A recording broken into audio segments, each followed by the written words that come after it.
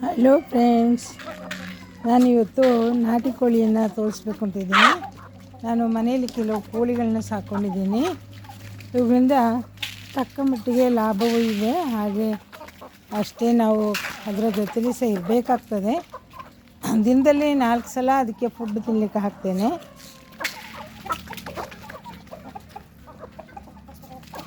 ನೋಡಿ,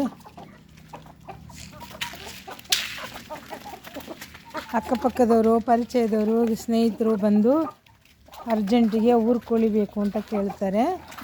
ಆಗ ನಾನು ಕೋಳಿಗಳನ್ನ ಮಾರಾಟ ಮಾಡಿಕೊಳ್ತೇನೆ. ಇದಕ್ಕೆ ನಾನು ಬಾಜಿರ ಅಂತ ಹೇಳುವ ಈ ಫುಡ್ಡನ್ನು ಹಾಕ್ತೇನೆ. ನೋಡಿ, ಇದು ಬಾಜಿರ ಅಂತ ಹೇಳ್ತೇವೆ ಇದನ್ನು. ಜೋಳದ ಹಾಗೆ ನೋಡಲಿಕ್ಕೆ ಸಣ್ಣ ಜೋಳ ಅನ್ನೋದಕ್ಕೆ ಬಾಜಿರ ಅಂತ ಅಂಗಡಿಯಲ್ಲಿ ಹೇಳ್ತಾರೆ. ಈ ಫುಡ್ಡನ್ನು ನಾನು ಇದಕ್ಕೆ ತಿನ್ನಲಿಕ್ಕೆ ಹಾಕ್ತೇನೆ. ನಾನು ಈ ಕೋಳಿಗಳನ್ನ ಸಾಕೊಳ್ಳಿಕ್ಕೆ ಗೂಡು ಮಾಡಿಕೊಂಡಿದ್ದೇನೆ.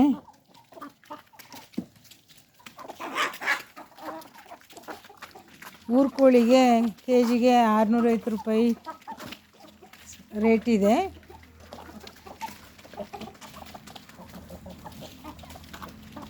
ಅದರಲ್ಲೂ ಒಳ್ಳೆ ಹೂಂಜ ಎಲ್ಲ ಇದ್ದರೆ 750 ರೂಪಾಯಿಗೆ ಹೋಗ್ತದೆ ಕೆಜಿಗೆ.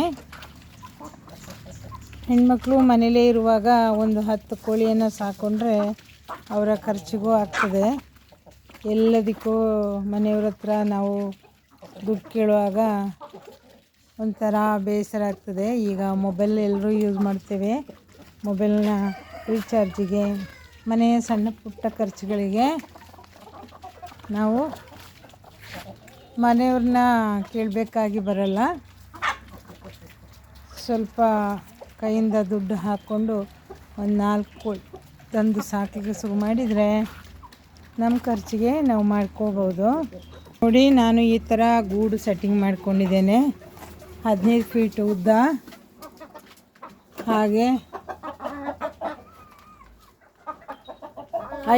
15 ಮೀಟ್ರ್ ಉದ್ದ, 5 ಮೀಟ್ರ್ ಅಗಲದ ಈ ಥರ ಶೆಡ್ ಮಾಡ್ಕೊಂಡಿದ್ದೇನೆ.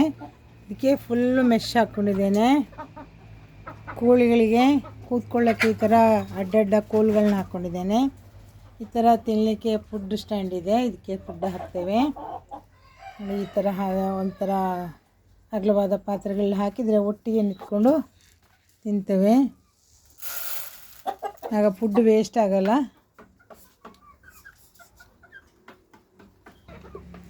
ಈ ಥರ ಮೇಲ್ಗಡೆ ಶೀಟ್ ಹಾಕ್ಕೊಂಡಿದ್ದೇವೆ. ಕಲ್ಲಿನ ಗೋಡೆ ಇದೆ, ಸೈಡೆಲ್ಲ ಮೆಶ್ ಹಾಕ್ಕೊಂಡಿದ್ದೇವೆ.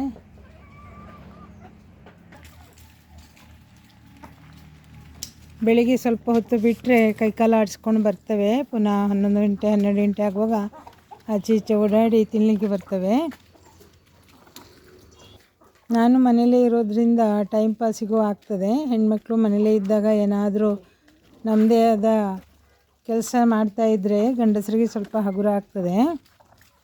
ಮಕ್ಕಳ ಖರ್ಚಿಗೆ ಇದಕ್ಕೆ ಬೇಕಾಗ್ತದೆ. ಒಂದು ಶೆಡ್ ಮಾಡ್ಕೊಂಡು ಬಿಟ್ಟರೆ ಕೋಳಿ ಹೀಗೆ ಸಾಕಿಕೊಳ್ಬೋದು.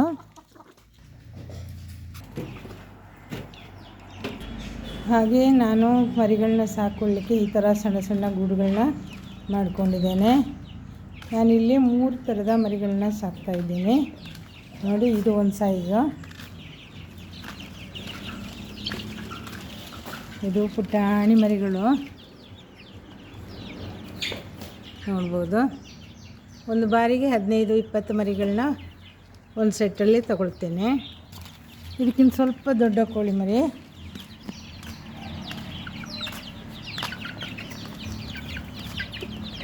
ನೋಡಿ, ಇದು ದೊಡ್ಡ ಸೈಜ್ ಇದೆ. ಇದೀಗ 1/2-3 kg ಬಂದಿದೆ ಈ ಕೋಳಿ ಮರಿ. ಹಾಗೆ ಈ ಥರ ಗೂಡುಗಳನ್ನ ಮಾಡ್ಕೊಂಡಿದ್ದೇವೆ.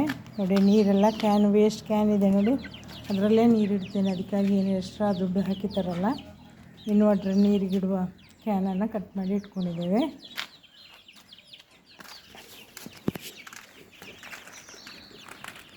ನೋಡಿ, ಪುಟಾಣಿ ಮರಿಗಳು. ಇದು ಸೆಕೆಂಡ್ ಸೈಜು,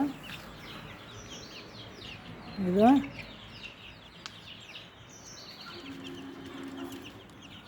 ಫಸ್ಟ್ ಸೈಜ್ ನೋಡಿ. ಚಿಕ್ಕ ಮರಿಗಳು. ಇದಕ್ಕೀಗ ಒಂದು ವಾರ ಆಯ್ತು ಈ ಮರಿಗಳಿಗೆ.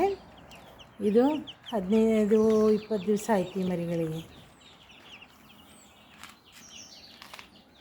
ಹಾಗೆ ಮನಸ್ಸಿದ್ರೆ ಮಾರ್ಗ ಅಂತ ಸಾಧಿಸುವ ಛಲ ಬೇಕು ಅಷ್ಟೇ. ಏನಾದರೂ ಮಾಡ್ತೇನೆ ಅಂತ ನೀವು ಮಾಡಿ.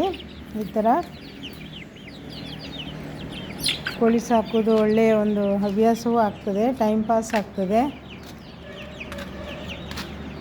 ಇದು ನಾನು ಮಾಡಿ ಮೇಲೆ ಇಟ್ಕೊಂಡಿದ್ದೇನೆ ನೋಡಿ. ಇಲ್ಲಿ ನಮಗೇನಾದರೂ ಬೇರೆ ಕಾಡು ಪ್ರಾಣಿಗಳು ಬಂದು ಏನಾದ್ರು ತಿನ್ಬೋದು ಅಂತ ಭಯ ಇಲ್ಲ. ಹಾಗಾಗಿ ತಂಪಾಗಲಿ ಅಂತ ಕಾಟನ್ ಬಟ್ಟೆಯನ್ನು ಅದರ ಮೇಲೆ ಮುಚ್ಚಿಟ್ಟಿದ್ದೇನೆ. ಈ ಥರ ಮೇಲೆ ಮಾಡಿದೆ ನೋಡಿ ಟ್ಯಾರಿಸ್ ಮೇಲೆ. ಇದರ ಬಿಸಿಗೆ ತೊಂದರೆ ಆಗಬಾರ್ದಲ್ಲ, ಅದಕ್ಕೆ ಸ್ವಲ್ಪ ಕಾಟನ್ ಬಟ್ಟೆಗಳನ್ನ ಮೇಲೆ ಹಾಸಿದ್ದೇನೆ.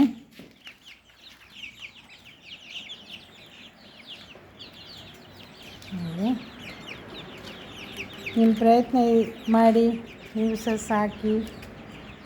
ಹಾಗೆ ನನ್ನ ಯೂಟ್ಯೂಬ್ ಚಾನಲ್ಗೆ ನೀವು ಸಬ್ಸ್ಕ್ರೈಬ್ ಆಗಿ ಮತ್ತು ಲೈಕ್ ಕೊಡಿ, ನಿಮ್ಮ ಕಮೆಂಟನ್ನು ತಿಳಿಸಿ. ನಾನು ಹಾಗೆ ನೋಡಿ, ಇದು ಫುಡ್ಡು, ಚಿಕನ್ ಫುಡ್